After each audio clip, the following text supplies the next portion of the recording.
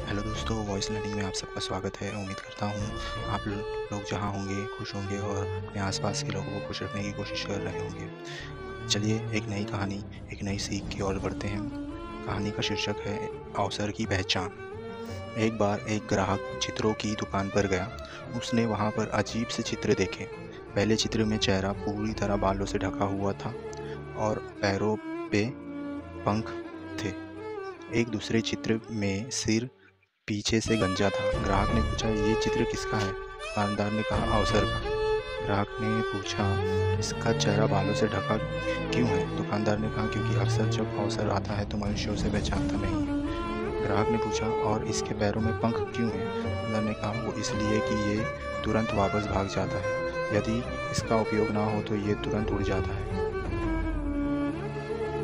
ग्राहक ने पूछा, और ये दूसरे चित्र में पीछे से गंजा सिर किसका है? दुकानदार ने कहा, ये भी अवसर का है। यदि अवसर को सामने से ही बालों से पकड़ लेंगे तो वो आपका है। अगर आपने उसे थोड़ी देर से पकड़ने की कोशिश की तो पीछे का गंजा सिर हाथ आएगा और वो फिसल कर निकल जाएगा। वो ग्राहक इन चित्रों का रहस्य जानकर हैरान था, पर अब वो बात समझ चुका था। दोस्तों, आपने कई बार दूसरों को ये कहते हुए सुना होगा या खुद भी कहा होगा कि हमें अवसर ही नहीं मिला, लेकिन ये अपनी जिम्मेदारी से भागने और अपनी गलती को छुपाने का बस एक बहाना है। रियल में भगवान ने हमें ढेरों अवसरों के बीच जन्म दिया है। अवसर हमेशा हमारे सामने से आते जाते रहते हैं, पर हम उसे पहचान नहीं पाते या पहचानने से देर कर देते हैं। और कई बार हम सिर्फ इसलिए चूक जाते हैं क्योंकि हम बड़े अवसर के ताक में रहते हैं, पर अवसर बड़ा या छोटा नहीं होता। हमें हर अवसर का भरपूर उपयोग करना चाहिए।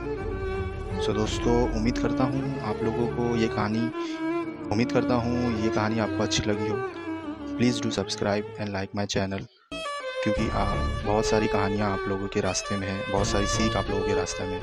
प्लीज़ मुझसे जुड़े रहिए। Take care, bye.